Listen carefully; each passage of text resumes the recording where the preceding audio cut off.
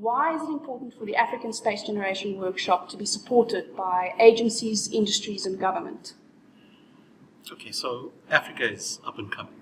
We're still at the starting blocks in terms of space initiatives and development in the African continent. And space is very important for the socio-economic, environmental development on the continent. So you actually need a multiple stakeholder grouping to be involved in this process.